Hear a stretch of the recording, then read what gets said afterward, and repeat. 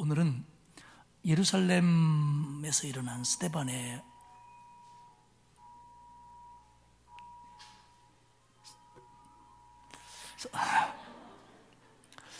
(4월이) 시작됐습니다. 꽃이 많이 폈더라고요. 오늘은 예루살렘에서 일어난 스데반의 순교에 뒤이어서 벌어진 큰 박해, 그리고 그 박해로 인한 예루살렘 교회 성도들이 흩어짐, 그리고 그 흩어짐 속에서 일어나는 사마리아의 전도, 이런 것들에 관한 말씀을 나누도록 하겠습니다. 맨 먼저 생각할 것은 예루살렘에서 일어난 큰 박해입니다. 사도행전 8장 1절에 보면 사울은 그가 죽임당함을, 그러니까 스데반이 죽임당함을 마땅히 여기더라. 그날에 예루살렘에 있는 교회에 큰 박해가 있어 사도 외에는 다 유대와 사마리아 모든 땅으로 흩어지니라. 스데반과 스데반을 반대하는 예수 그리스도의 구주 되심을 믿지 않는 사람들 사이에서 회당에서 논쟁이 일어났고요, 그 논쟁으로 인하여 반대자들의 적대감은 커졌고, 그래서 그들은 모함을 하고 거짓된 고발을 합니다. 결국 스데반은 이 일로 유대 공회에 끌려가 신문을 받게 되지요. 하지만 스데반은 신문에 가서도 위축되거나 두려워하는 것이 아니라 담대하게 자기 변명이나 변호를 하는 것이 아니라 그런 것 대신에 예수 그리스도에 대해서 유대인의 역사 속에서 모든 것들을 설교 말씀으로 그들에게 오히려 전합니다. 이 설교를 듣고 그들은 분노하고 이를 갈며 재판을 더 이상 진행하지 않고 달려들었습니다. 그리고 공회 의원들과 하수인들에 의해서 스데반은 끌려갔고 돌에 맞아 처형을 당합니다.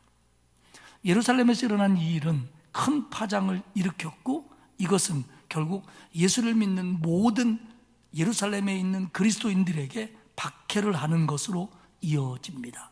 박해, 이 단어는 누군가를 괴롭히고 압박하기 위한 계획이나 과정을 말합니다. 그런데 이 박해는 예루살렘에 있는 교회, 그러니까 전체 모든 성도들에게 미치는 큰 박해, 심한 박해였습니다. 지금까지도 박해가 있었지만 그 박해는 주로 사도들이나 지도자들을 잡아다가 신문하고 매를 때리는 이 정도의 박해였습니다. 그러나 이제는 양상이 달라집니다. 이 박해는 스데반의 처형과 관계가 있었고, 그리고 일정 기간 지속적으로 진행이 됩니다. 결국 이 박해의 결과로 예루살렘에 있는 성도들은 유대와 사마리아의 여러 도시들로 흩어집니다. 1장 중반절에 보면 큰 박해가 있어 사도 외에는 다 유대와 사마리아 모든 땅으로 흩어지니라. 사도들은 예루살렘에 남았고 나머지는 유대의 다른 지역과 사마리아 지역으로 흩어졌다. 우리는 여기서 의문점을 갖습니다. 지금까지 사도들을 더 박해했을 텐데, 사도들이 박해의 주로 더 큰 타겟이었을 텐데, 어떻게 사도들은 예루살렘에 남고 나머지 신자들만 흩어질 수 있었을까?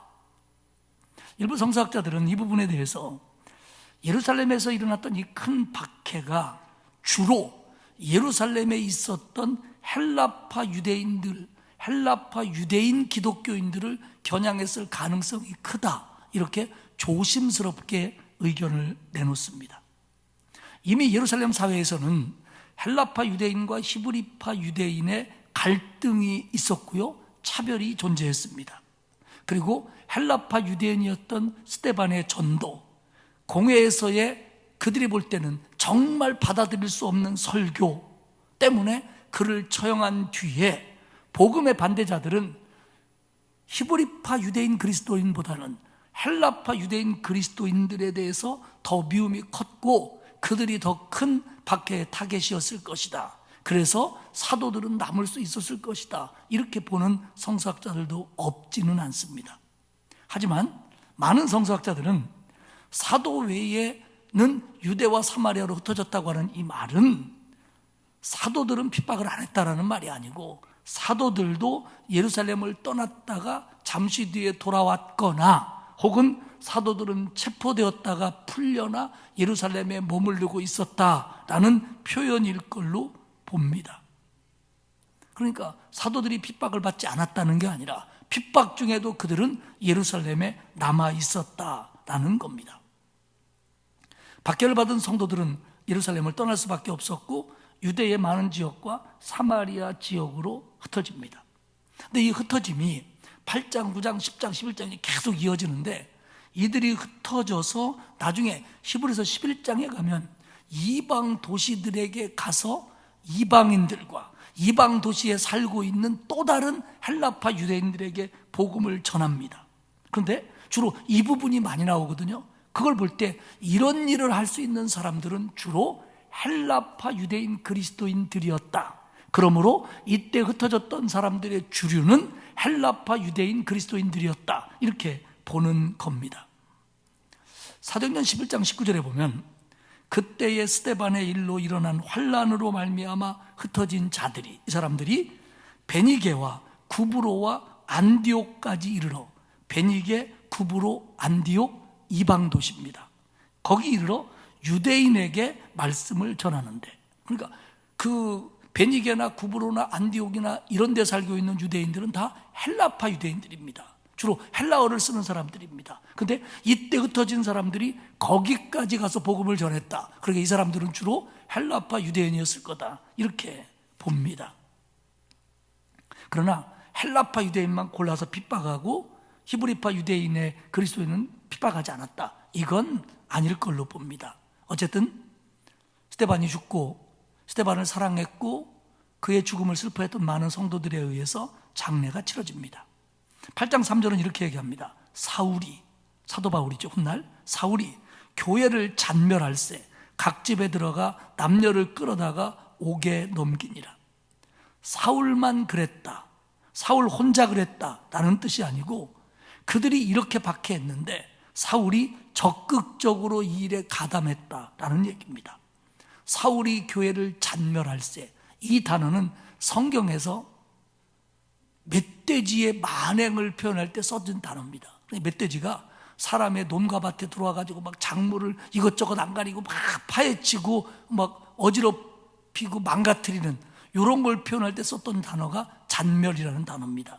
그러니까 사울이 그리스도인들을 박해하는데 점잖게 지시나 하고 문서나 내리는 위치가 아니고 몸소 선봉에 서서 성도들의 집이나 성도들이 모이는 집들을 파악해가지고 쫓아 들어가서 그들을 강제로 끌어내어 옥에 넘기는 무자비한 일을 사울이, 사도 바울이 했었다라는 얘기입니다. 스데반을 처형한 후에 박해가 시작됐고 그리고 많은 그리스도인들은 유대 지역과 사마리아 지역으로 흩어집니다. 그런데 이 일이 일어난 원인에 대해서 어떤 분들은 이렇게까지 생각을 합니다. 예수님께서 승천하시기 전에 사도행전 1장 8절에서 오직 성령이 너희에게 임하시면 너희가 권능을 받고 예루살렘과 온 유다와 사마리아와 땅끝까지 이르러 내 증인이 되리라 이렇게 말씀하셨는데 제자들은, 성도들은 성령이 임했는데도 불구하고 온 유대와 사마리아와 땅끝까지 흩어질 마음이 없었기 때문에 하나님께서 박해를 허락하사 그들이 흩어지도록 만들었다라고 얘기하는 사람들이 있는데 그렇게까지 보는 건 좀 지나친 것 같아요. 왜냐하면 이 박해가 오기까지 사도와 성도들의 한 일은 하나님이 기뻐하시는 일이었습니다. 그들이 개인의 집에서 모여서 떡을 떼며 복음을 전했고 그리고 성전의 뜰에서 모여서 복음을 전하고 그럼으로써 기사와 이적이 나타나고 3,000명, 5,000명씩 회개하는 역사가 일어났습니다. 이건 하나님이 원했던 일이고 기뻐했던 일입니다. 그리고 그러다가 이 박해를 맞이한 겁니다. 그렇기 때문에 분명한 건 이 박해라고 하는 건 그리스도인들에게 좋은 일은 아닙니다. 힘든 일이죠. 하지만 하나님은 이 박해조차도 하나님의 뜻을 이루는데 기독교인들이 합력하여 선을 이루고 하나님의 목적을 이루어가는데 사용하셨다는 것만큼은 분명합니다. 그러니까 우리가 예수를 믿다가 어려움을 당하기도 합니다. 원치 않았는데 힘든 상황을 맞이하기도 합니다. 이런 것들이 내가 뭘 잘못하고 내가 뭘 불순종해서 하나님이 요놈 그래가지고 꼭 이렇게 준 거냐? 물론 그럴 수도 있죠. 그러나 꼭 그런 것만은 아니라는 겁니다. 그런데 보다 분명한 건 뭐냐면 그런 어려움이 우리에게 온다고 하더라도, 그게 내 잘못 때문이든 어떤 상황이 왔든 간에 우리가 힘든다고 할지라도, 하나님을 의지하고 하나님을 도움을 구하는 우리 모두에게 그런 어려움들 속에서도 합력하여 선을 이루고 하나님이 기뻐하시는 뜻을 이루어 가도록 하나님은 우리와 함께 하신다는 겁니다. 할렐루야. 이 뒤에 사실은 분명한 사실입니다. 그렇기 때문에 우리가 어떤 일을 당할 때 그 일의 원인을 생각하며 회개하고 이런 것도 중요하지만, 보다 더 가져야 될 확신은 뭐냐면, 이 어려움 속에서도 하나님은 나와 함께 하신다, 이런 상황에서도 하나님은 구원의 역사를 이루어 가신다라는 확신, 믿음, 순종, 이게 더 우리에게 필요한 것이라는 겁니다. 두 번째 부분은 사마리아 전도입니다. 8장 4절에 보면 그 흩어진 사람들이 두루 다니며 복음의 말씀을 전할세. 박해가 일어났습니다. 흩어졌습니다. 그러면 여러분, 박해를 당해서 해코지 받을까봐 흩어진 성도들의 첫 번째 바람은 뭐였을까요? 내가 안전한 곳에 가서 안전하게 있는 겁니다. 물론 박해나 고난이 오지만 그리스도인이라고 해서 일부러 박해를 받고 일부러 핍박의 자리로 나아갈 필요는 없습니다. 물론 우리에게 박해가 오고 핍박이 온다면 담대하게 그 일을 맞아야겠지요. 그러나 일부러 그리스도인이라고 해서 어려움을 찾아다니면서 내 것으로 만들 필요는 없다는 겁니다. 그렇기 때문에 오늘 흩어진 이 사람들이 흩어지면서 나를 좀 안전하게 지켜주십시오, 안전한 곳으로 갈 수 있게 해주십시오 라고 기도하는 건 전혀 잘못된 게 아니라는 겁니다. 그런데 우리가 주목해야 될 부분은 그들이 자신들의 안전을 위해서 흩어지면서도 그들은 간 곳마다 복음을 전했다는 겁니다. 어려움이 오고 아프고 물질적으로 힘들고 어떤 일이 꼬이면 그 문제가 해결되기 위해서 하나님 앞에 바라고 기도하는 건 당연한 겁니다. 그건 당연한 겁니다. 하지만 더 중요한 건 뭐냐면, 그런 일을 당했다고 할지라도, 그런 일 속에서라고 할지라도 우리가 그리스도인으로서, 하나님의 증인으로서, 하나님의 일꾼으로서 우리에게 준 사명을 감당하고 우리가 해야 될 일은 해야 된다는 겁니다. 아무리 힘들어도, 아무리 어려워도, 아무리 내 뜻대로 일이 안 풀려도 그런 상황 속에서도 이들처럼 그들이 비록 피해서 안전한 곳을 찾아가지만 그 안전한 곳에 가서도 복음을 전하고 하나님의 역사를 일으켰던 것처럼 우리는 어떤 상황에서도 이 본분을 지켜야 된다는 겁니다. 이게 그리스도의 증인이고 구원받은 성도의 모습이어야 한다는 겁니다. 두루 다니며 복음의 말씀을 전할세. 그들이 계속해서 복음을 전했다는 겁니다. 그런 중에 8장 5절과 6절에 보면 빌립이라는 사람이 등장합니다. 7 집사 중에 한 사람이죠. 이 사람만 그랬다는 게 아니라 이 사람의 예를 들고 있는 겁니다. 빌립이 사마리아 성에 내려가 그리스도를 백성에게 전파하니 무리가 빌립의 말을 듣고 행하는 표적도 보고 한 마음으로 그가 하는 말을 따르더라. 빌립이 사마리아 성에 가서 그리스도를 백성에게 전했습니다. 사마리아 성에 갔다. 근데 이 당시에는 사마리아는 성은 아니었습니다. 전에는 사마리아 성이 있었죠. 근데 이때는 그 사마리아 성이 있었던 넓은 지역들을 사마리아 지역이라고 부르고 거기 살던 사람들을 사마리아인이라고 부릅니다. 우리가 복음서를 보면서 사마리아 여인이라든지 뭐 이런 얘기들, 또 뭐 착한 사마리아인이라든지 이런 걸 보면서 사마리아 사람에 대해서 대개 알고 있습니다. 다시 한번 정리를 해보면, 사마리아인은 통일왕국이 이어지면서 다윗, 솔로몬이 지나면서 북왕국 이스라엘과 남왕국 유다로 나뉩니다.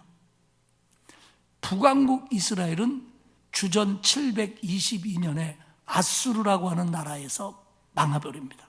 근데 이 아수르는 북왕국 이스라엘을 비롯한 많은 중동의 나라를 지배했어요. 그러면서 그들이 가지고 있는 정책은 뭐냐면, 이들이 민족적으로 하나가 되어 아수르에게 대항할까봐 이 민족들을 섞는 정책을 씁니다. 그래서 북왕국 지역, 오늘 사마리아 지역이라고 불리우는 그곳에 다른 곳에 있는 자기 백성, 자기들이 지배한 나라 사람들을 이주해서 살게 했고 이들과 혼혈이 되게 만듭니다. 그래서 북왕국 이스라엘의 사람들과 이주해 온 사람들과 합쳐져서 혼혈로 태어난 자녀들을 사마리아인이라고 부르고, 그런 과정을 겪지 않았던 남한국 유다는 바벨론에 의해서 망했지만 혼혈은 되지 않거든요. 그래서 그들은 굉장히 신앙적으로, 민족적으로 사마리아 사람을 멸시하고 천대하고, 그들은 아브라함 자손도 아니다, 그렇게 여겼던 곳이 바로 사마리아입니다. 그 후에 몇 번의 역사적인 충돌을 겪으면서 사마리아인은 이 유대인들과 서로 상종하지 않았습니다. 그 당시는 이스라엘 땅의 제일 아래가 유대고, 그 윗부분이 사마리아고, 그 윗부분이 갈릴리고, 동쪽이 베레아입니다. 근데 이 네 지역 다 그 당시는 다 로마가 지배했습니다. 어떤 때는 분봉왕이, 어떤 때는 총독과 분봉왕이 나눠가면서 이 지역을 지배를 했기 때문에 사실은 같은 나라인데도 이렇게 마음으로는 나뉘어져 있던 겁니다. 근데 또 중요한 문제는 이 북왕국 중심으로 했던 사마리아 사람들은 모세 오경만 하나님의 말씀으로 받아들였어요. 그리고 그들은 예배도 그 그리심산에서 하나님께 예배하는 걸로 사마리아 신앙이 아주 고정화되어가는 그런 상태였습니다. 전할세, 전파하니 4절과 5절 반복되는데, 이것은 그리스도의 증인들이 담대하게 하나님의 말씀을 가지고 전도하는 걸 가리킵니다. 그런데 이 사마리아 사람들은 모세의 오경만을 믿는 동시에, 그러다 보니까 그들에게 없는 게 하나 있었는데, 아니 확실하지 않은 게 하나 있었는데, 그건 뭐냐면 메시아를 기다리는 겁니다. 이스라엘 백성들이 메시아 사상을 갖게 된 것은 다윗 왕국 솔로몬 왕 때는 메시아 사상을 안 가졌어요. 왜? 다윗 왕이 잘하고 있거든요. 그런데 그 다음에 왕국이 분열되고 그리고 망해가면서, 그러면서 선지자들의 예언을 통해서 우리 옛날에 그런 영적으로, 육적으로, 나라적으로 그런 행복과 기쁨을 줄 수 있는 분이 와야 된다. 그게 다윗의 자손 아닙니까? 그런데 이 다윗의 자손이라는 것은 남한국 유다를 건설한 유다 지파의 계승입니다. 그렇기 때문에 북왕국 사마리아 사람들은 다윗의 자손 메시아라는 것을 그렇게 용납하지 않았어요. 특별히 다윗과 관련되면 북왕국 사마리아 사람들은 거부 반응을 일으켰습니다. 왜냐하면 모든 게 거기서부터 시작됐으니까요. 그리고 또 하나는 이 사마리아 사람들이 이런 메시아 사상, 그러니까 다윗의 자손 중에 메시아가 올 거다, 유대 사람들은 그 메시아가 와서 다윗의 왕국을 다시 한번 이 땅에 건설해 줄 거다라고 하는 그 메시아 사상이 없는 반면에 그들이 가지고 있는 게 하나 있습니다. 그게 뭐냐면 타헵이라고 하는 건데, 이 단어는 그대로 해석하면 모세와 같은 선지자입니다. 그러니까 지들은 다윗은 우리하고 별로 관계없다, 그러나 더 올라가면 모세가 우리에게 율법과 하나님의 말씀을 전해줬다, 그게 모세 오경이다. 그렇기 때문에 모세와 같은 분이 나타나서 우리에게 하나님의 뜻을 전해주고 하나님의 말씀을 다시 가르쳐줄 분이 언젠가는 올 거다라고 하는 희미한 이 타헵 사상을 가지고 있었습니다.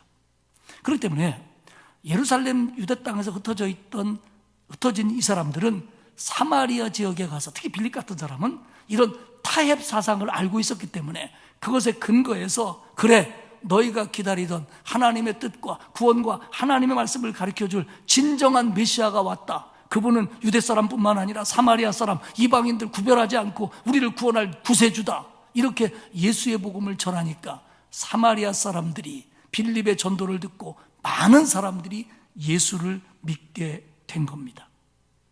그래서 7절에 보면 악한 영에 사로잡혔던 사람들이 악령이 떠나가고, 중풍병자가 낫게 되고, 걷지 못하는 사람들이 걷는 이런 놀라운 역사가 그 지역에 일어났고, 그래서 8절에 보면 그 성에, 그 지역에 큰 기쁨이 있더라 라고 전하고 있습니다.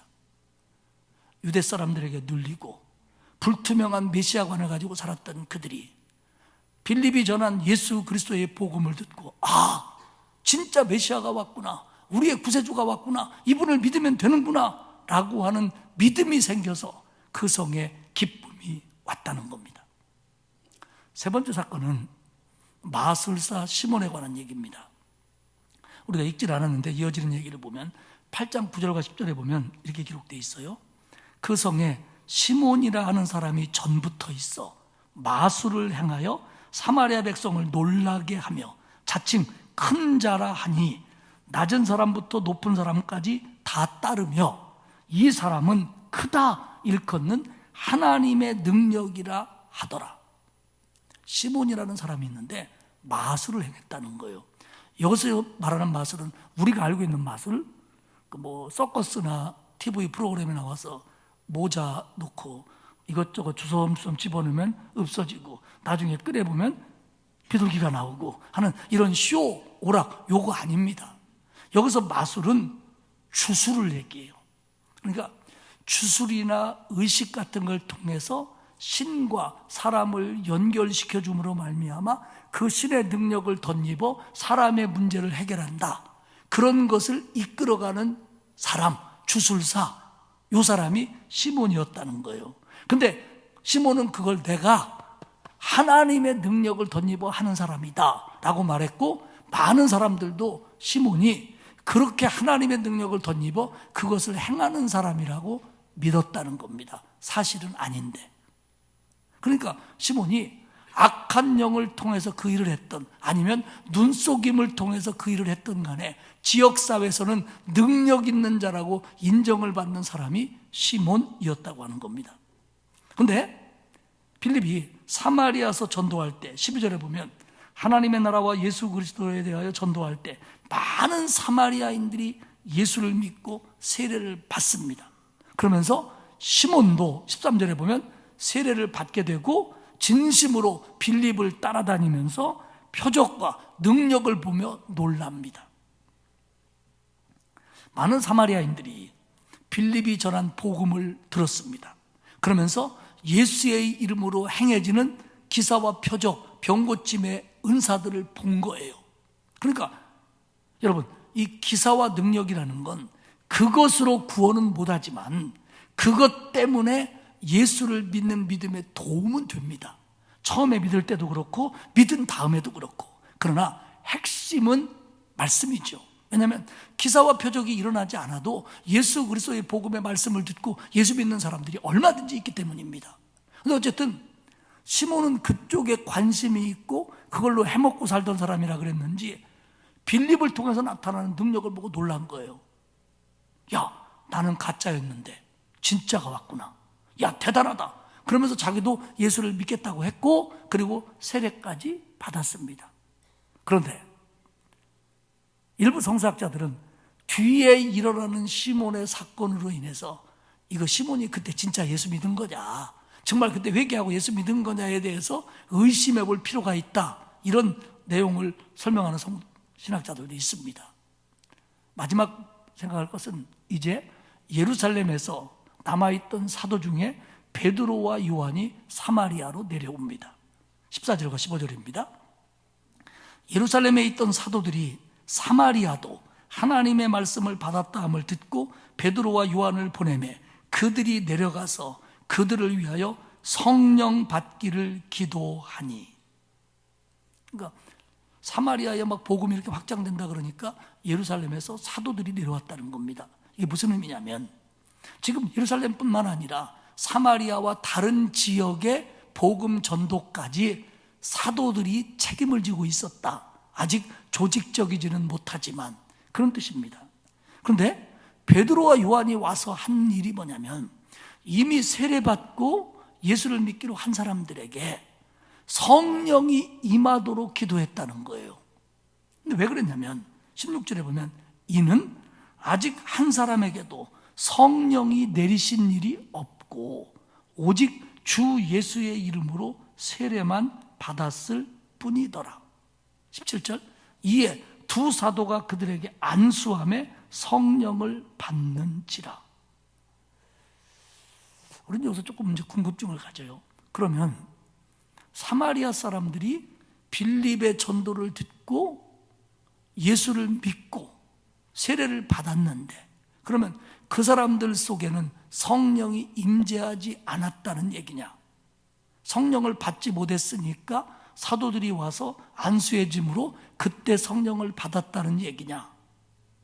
이런 의무를 갖습니다. 왜냐하면 신약 성경 전체의 내용을 볼 때 예수를 믿는 건 성령이, 그리스도의 영이 우리 안에 와야 예수를 구주로 고백할 수 있고, 구주를 고백할 때 구원받을 수 있기 때문에 예수를 믿고 구원받은 사람들은 모두가 다 성령이 임재했고 성령의 역사 가운데 있다라고 가르치고 믿고 전하는 것이 성경입니다. 그러면 이것과 지금 사마리아인에서 일어난 일은 서로 상충되는 일이냐에 대해서 우리는 의문을 가질 필요가 있습니다. 이에 대해서 성경학자들은 그건 아닌 것 같고, 그 성령이 임함으로 나타났던 청각적, 시각적인 역사들, 다시 말하면 예루살렘에서 오순절날 일어났던 그런 일들이 없었는데, 물론 기사와 이적은 나타났지만 그 사람들을 놓고 사도들이 안수하니까 그런 성령이 저분에게 임했다라고 하는 시각적, 청각적인 것들이 외부 사람들에게 보여질 만한 역사가 나타났다라는 의미다, 이렇게 해석을 하는 게 주된 해석입니다. 왜냐하면 그걸 보고 이 마술사 시몬이 놀래가지고, 예수 믿고 회개할 때는 안 놀랬다가 그거 보고 놀래가지고 저거 저 능력 내가 돈 줄 테니까 나도 누군가에게 안수하면 그 사람들이 저렇게 변화되는 능력을 나한테 파십시오, 이렇게 말할 정도로 눈에 보이는 그 어떤 것이 나타났다는 겁니다. 그러면 아니 그게 왜 빌립이 전도하고 세례할 때는 안 나타나더니 베드로와 요한이 와서 할 때는 나타나냐? 사도가 하면 되는 거고 집사가 하면 안 되는 거냐? 그런 얘기냐? 그렇게 보지는 않습니다. 우리는요, 성경을 볼 때 그 당시의 문화적인 상황, 역사적인 상황, 앞뒤에 있는 성경의 말씀들, 이런 것들로 충분히 상상할 수 있지만 모든 것들을 우리가 정확하게 판단하기는 쉽지 않습니다. 그러니까 이 부분에 대해서 케네스 갱글은 그런 얘기를 해요. 이 부분은 교회의 일치, 그리고 사마리아에서 일어나는 이 복음의 역사가 사마리아 것만이 아니고 예루살렘에서 일어났던 복음의 역사의 연장선상이다. 다시 말해서 사마리아 사람들이 구원받는 거나 예루살렘 사람들이 구원받는 것이 서로 같은 것임을, 같은 성령의 역사를 나타나기 위해서 사도들을 쓰신 걸 거다, 이렇게 설명합니다. 딴 데도 아니고 사마리아니까, 워낙 이 유대 지역하고 갈등이 심하니까 예수 안에서는 같은 거고 같은 역사고 같은 성령이다, 그것을 보여주기 위한 것 아니겠느냐, 이렇게 해석을 합니다. 근데 어쨌든 엉뚱한 건 시몬이 이걸 봤어요. 자기 건 가짜고 흉냈는데 진짜가 나타난 거예요. 그게 시각적, 청각적 현상이든 아니면 성령의 충만함의 역사든 간에 이걸 봤어요. 그러니까 그가 18절과 19절에 보면 돈을 들여 이르되 이 권능을 내게도 주어 누구든지 내가 안수하는 사람은 성령을 받게 하여 주소서. 사도님, 굉장한 능력이 있으시네요. 내가 돈 낼 테니까 그 능력을 나도 좀 주십시오. 그래서 나도 안수하면 이런 역사가 좀 일어나게 해주십시오 라고 건의를 하는 거예요. 베드로와 요한이 내가 능력 주고 싶은 사람에게 능력을 줄 수 있는 능력이 있는 것도 아니고, 있다고 하더라도 돈 주고는 살 수 없는 건데, 시몬은 늘 그렇게 살아오다 보니까 예수 믿고 구원받았다고 하면서도 그걸 보니까 이런 발상이 나온 겁니다. 그러다 20절에 베드로가 이렇게 얘기합니다. 내가, 시몬이 하나님의 선물을 돈 주고 살 줄로 생각하였으니 내 은과 내 돈과 내가 함께 망할지어다.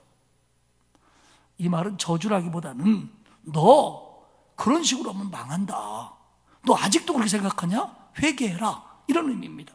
그래서 22절에 보면 그러므로 너의 이 악함을 회개하고 주께 기도하라. 혹 마음에 품은 것을 사하여 주시리라. 시몬이 마음에 품었던 것, 돈 주고 능력을 사려는 마음, 그것뿐만 아니라 처음부터 거짓된 걸로 그렇게 살아왔는데 빌립을 통해서 하나님의 역사를 보면서 여기 뭔가가 있구나라고 그것을 얻으려고 세례를 받았다고 한다면, 그렇게 해서 믿음을 가졌다고 한다면 그 마음까지도 하나님 앞에 다 회개해라. 그래야 너 저주를 받지 않을 수 있다라는 겁니다. 그러자 시몬이 회개하고 아이고 그런 저주가 나한테 오지 않도록 기도해 주세요, 이렇게 사도들에게 부탁을 합니다. 이 시몬이라고 하는 이 영어 단어에 Y자를 붙여서 만들어진 단어가 있습니다. 이것이 시모니 혹은 사이모니라고 하는 단어인데, 이게 뭐냐면 성직을 돈 주고 살려고 하는 오류, 그 마음, 그런 행동을 영어로 시모니, 사이몬이라고 부릅니다.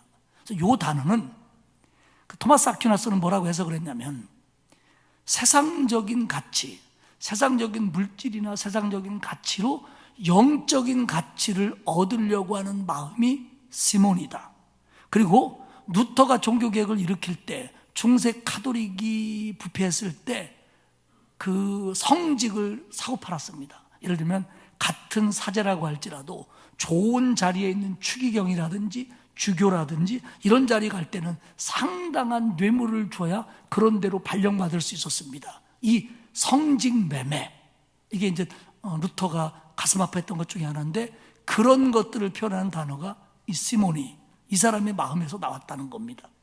우리는 오늘을 살아가면서 무슨 성직이나 직분을 돈 주고 살려고 하고 그렇게는 하지 않을 겁니다. 하지만 우리가 이 단어에서 주의해야 될 건 뭐냐면, 우리가 신앙생활을 합니다. 그러면서 내가 살아가는 게 하나님의 은혜야, 하나님의 은혜 주시고 하나님의 복 주시고 하나님이 지켜주셔서 나는 살아, 이렇게 믿는다고 하면서, 그렇게 말하면서 사실은 내가 믿고 있고 더 의지하고 생각하는 것이 물질적인 거라면, 그리고 이 물질적인 가치관으로 영적인 것까지도 판단하려고 한다면, 이거는 이 시대의 저와 여러분의 또 다른 시모니가 될 수 있다는 겁니다.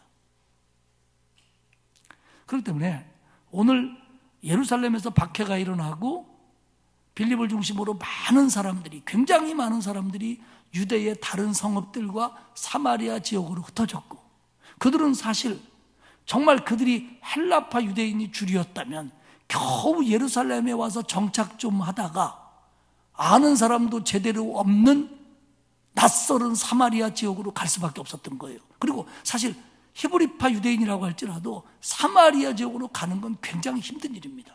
사람들이 돌아갈 정도였으니까요. 거기로 횡단하지 않고. 그런데 그런 어려움을 겪으면서 그 지역으로 갔고, 그들에게는 거기서 어떻게 살아야 되나, 우리가 어떻게 하면 안전할 수 있나, 이것이 첫 번째 과제였을 텐데, 그럼에도 불구하고 그들이 하나님의 은혜를 믿으면서 복음을 전했고, 그래서 사마리아 성에 놀라운 역사가 나타났고, 그래서 병 고침을 받고 기적이 나타나고, 물론 시모니 같은 이런 에피소드도 있었지만, 많은 사람들이 구원받음으로 결과적으로는 그 지역에 큰 기쁨이 있었습니다.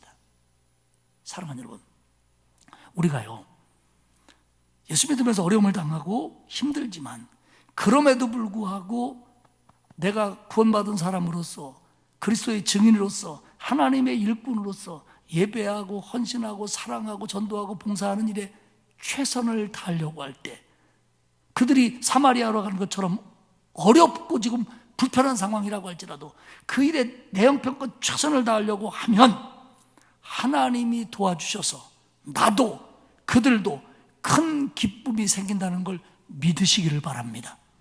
우리는 다른 것 가지고 진짜 기쁨을 누리기 어려워요. 그렇다고 해서 세상 일은 우리에게 아무것도 아니다, 그 가지고 어떻게 되면 어떠냐, 그건 아닙니다. 그럴 수 있는 사람은 없어요. 하지만 그런 어려움이 있음에도 불구하고 그 어려움 속에서 믿음과 복음과 사명으로 살려고 했을 때 하나님이 붙들어 주시고 그 길을 지켜주시고, 그리고 그 삶과 사역을 통해서 기쁨이 나타나도록 만들어 주신다는 겁니다. 우리 코로나 시대에 여러 가지 어렵지요. 또 나이 들어가면서 우리 어려운 거 많지요. 또 말 못하기 어려운 거 얼마나 많습니까? 그러나 그 어려움 속에서도 우리의 본분을 잊으면 안 된다는 거예요.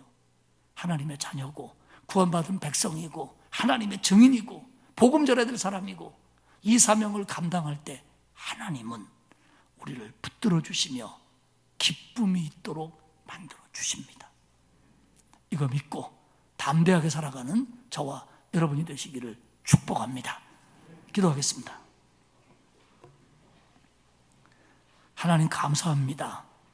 우리를 구원하셔서 하나님의 자녀 만들어 주시고 거칠고 험한 광야 같은 세상에서도 주의 손으로 붙들어 주시며 우리를 책임져 주시며 또한 우리가 어려운 상황 속에서도 그리스도인답게 살 수 있도록 인도해 주시니 고맙습니다. 하나님, 우리의 모든 문제를 하나님께 맡기고 이 세상 살면서 하나님의 사람으로 구원받은 백성으로 복음의 증인으로 사명 감당하며 살 수 있도록 은혜 주옵소서. 그리고 그렇게 살아가려고 애쓰는 우리 모두에게 부족하지만 그 사명 지키려고 애쓰는 우리 모두에게 오늘 말씀처럼 큰 기쁨과 은혜를 내려 주옵소서. 믿사옵고 예수님의 이름으로 기도드리옵나이다. 아멘.